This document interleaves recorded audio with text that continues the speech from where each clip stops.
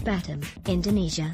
The sex worker's iPhone wallpaper is a wifey with her mother, both clad in hijabs and grinning from ear to ear. "I do feel sinful," says the 19-year-old who calls herself Honey. Her otherwise nonchalant, world-weary bearing softens for a moment. "But I've already gone through with it. What can I do?" she whispers. Honey was 17 when she first prostituted herself, older than most of her contemporaries, who were starting out at what she said was typically the age of 15. Their instructions were to add 5 to 6 years to this number when asked by customers, but even with the truth accidentally revealed, none batted an eyelid at the prospect of having sex with a teenager. "They all like young girls," said Honey. "Sometimes, they ask if I'm younger, if I can be younger." Her tale is emblematic of an island-wide issue on Indonesia's Batam, according to authorities and non-governmental organizations, NGOs, who spoke to Channel News Asia. In 2017, Yayasan Impun Pelangi, YEP, a humanitarian agency assisting underage victims of sexual exploitation, handled 28 such instances, of which 14 involved prostitution. Separately, the Rumah Agency, which aims to tackle underage sexual abuse, received 21 children last year, of which 5 were forced into prostitution and the rest sexually exploited.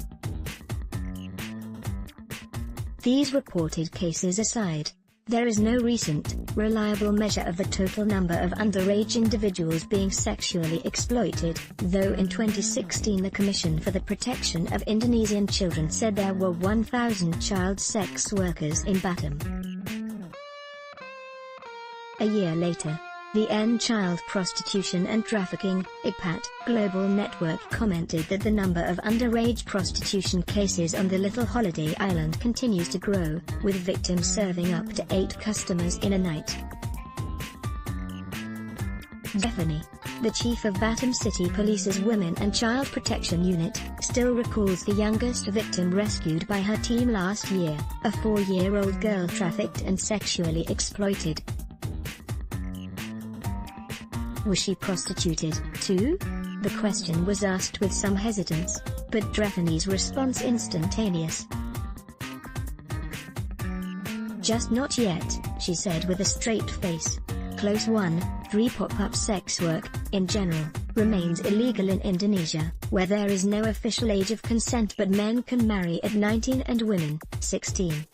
Rumah estimates there are some 300 brothels littered throughout Batam, with most masquerading as karaokes or massage parlors. These are technically allowed to operate as business or entertainment outlets, but will be served a letter of notice should any illegal activity be detected by police. Any more than 3 letters and the outlet must shut down, Drefani explained. Yep, Serwan Setiawan, however, said these brothels simply reopen elsewhere under different monikers. Close down 1-3 more will pop up, added Hussaini Tarmitsi of the Yayasan Mitra Kesehatan dan Kemanusiaan (YMKK) agency.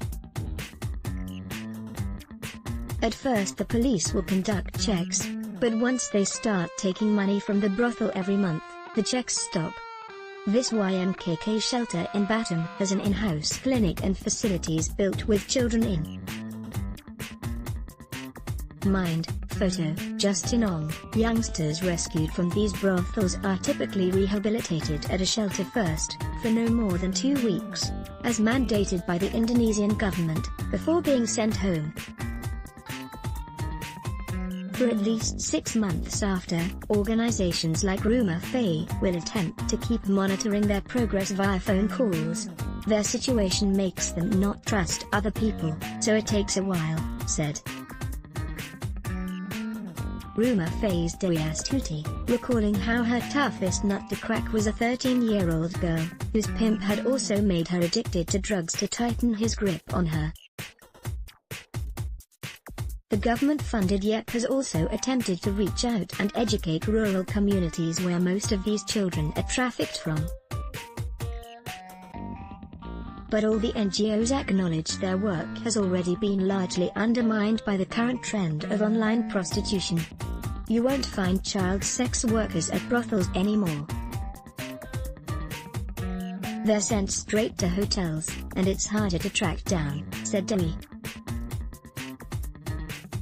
Acknowledging that YEP has yet to help any victims of the online trade, Irwin observed, hotels in Batam generally close an eye to odd sightings like a grown-up customer bringing a child up to the room, or a lone child being sent to the hotel by pimps. You can do all that and the reception won't say anything. So now, we're trying to work with hotels, to get them to tell their staff what to do. Drefamy said her team of 9 were also working with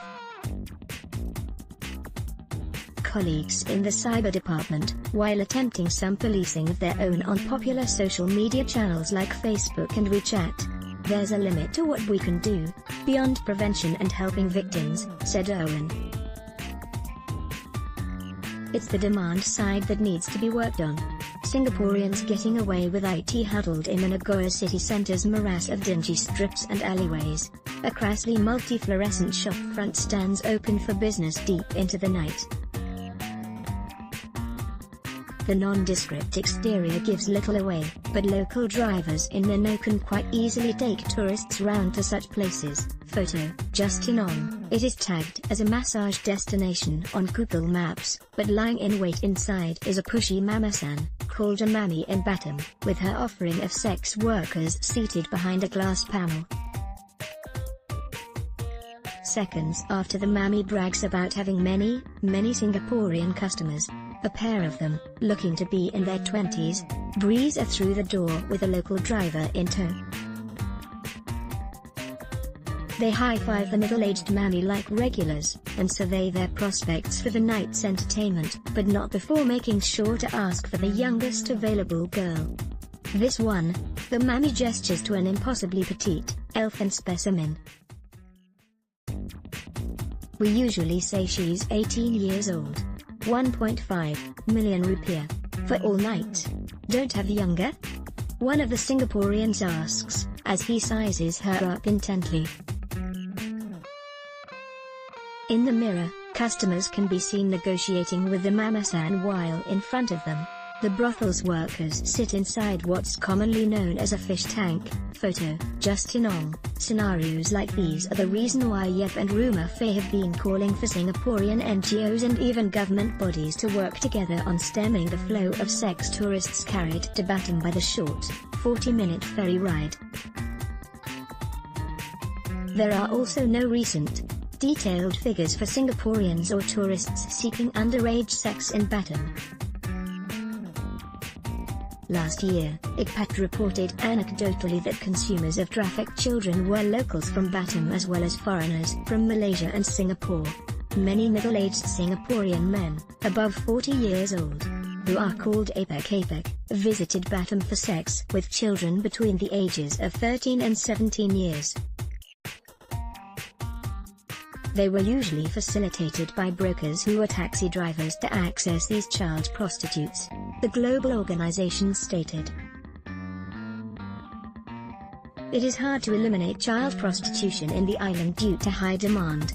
All the NGOs interviewed said most of the child victims they helped in the last few years had named their exploiters or customers as mainly hailing from Singapore, and Honey claimed she had entertained more Singaporean customers compared to any other nationalities.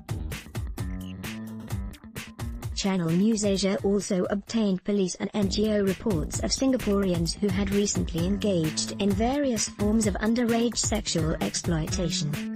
Muhammad Azri Sapian was one such case.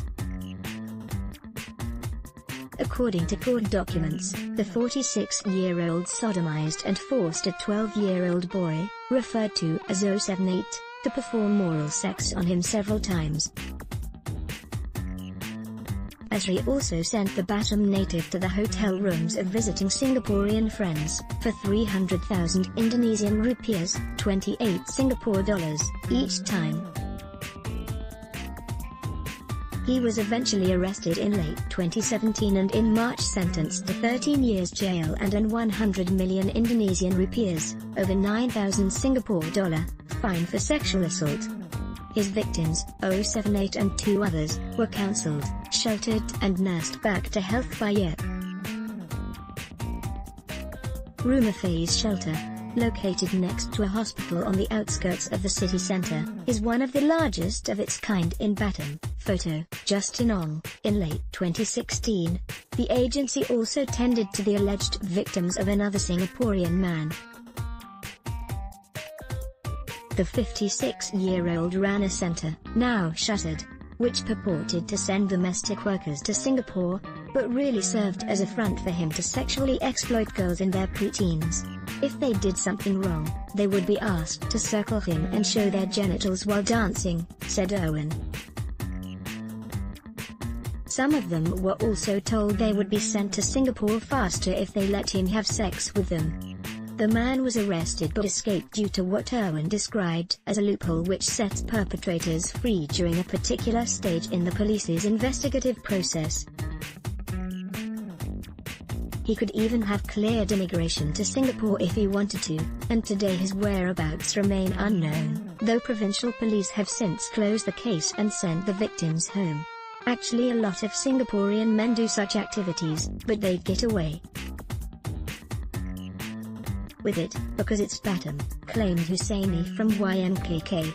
Lured by empty promises underpinning the demand and supply factors behind underage sex in Batam are the economic reasons for individuals to be trafficked or even willingly head to the island, said the NGOs.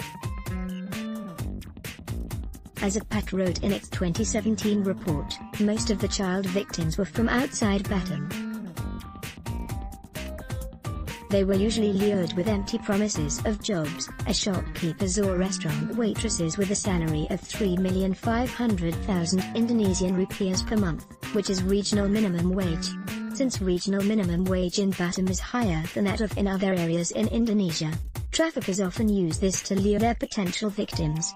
Dewi also recounted how Rumah Phase's last batch of preteen victims had been encouraged to come to Batam by a 17-year-old former victim herself. The latter, in turn, had been browbeaten by a pimp who threatened to withhold her pay if she did not do as told. It's really hard for them to get away, said Dewi. They come here by plane ticket, which the pimp pays for. Then they also must pay to stay at the brothel.